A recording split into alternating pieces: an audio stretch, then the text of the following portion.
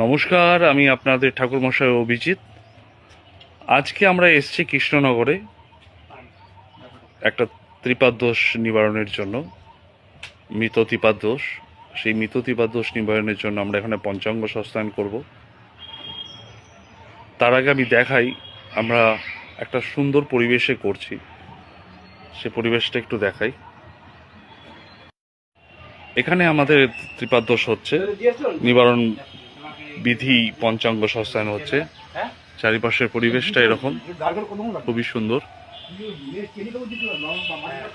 এখানে আমরা, এটা যজ্ঞবেদী, আমাদের যজ্ঞবেদী করা হয়েছে। এখানে আমাদের যজ্ঞের জিনিসপত্র রাখা আছে। এই যজ্ঞবেদী, আমাদের ব্রাহ্মণ যারা আছেন তারা কর্মরত আছেন, আমিও করছি, আমি বসে নেই। দেখাচ্ছি। এখানে নবগ্রহ স্থাপন করা হয়েছে। যদিও পঞ্চাঙ্গ সস্তানে নবগ্রহের বিধি নেই, কিন্তু যজমানের মঙ্গল শাস্ত্রে তার গ্রহ শান্তির জন্য আমরা মঙ্গল গ্রহের পুজো করে থাকি। ঠিক আছে, এটা নবগ্রহ। এখানে একটা অষ্টদশ কমল আঁকা হয়েছে। এখানে নারায়ণকে স্থাপন করা হবে। নারায়ণকে স্থাপন করে তার তুলসী দান করা হবে, মধুসূদনের জপ হবে। আর এই যে আমাদের ঠাকুরমশাই শিবেন্দু গোস্বামী, শিবেন্দু বাবু,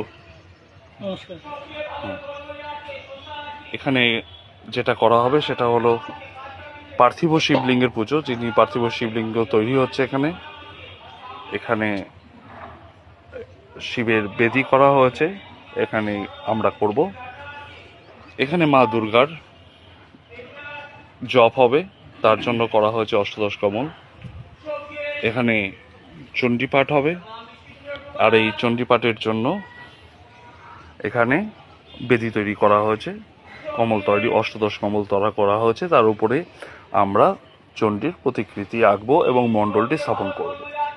ঠিক আছে, এখানে মায়ের উদ্দেশ্যে শাড়ি,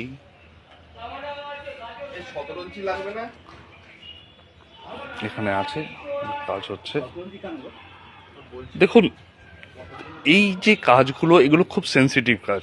লক্ষ্মী পুজো বলুন, এই আমাদের যজমান চলে এসছেন, নবেন্দু, ওনার এই পিতার মৃতে ত্রিপাদ দোষের নিবারণের জন্য আমরা করছি।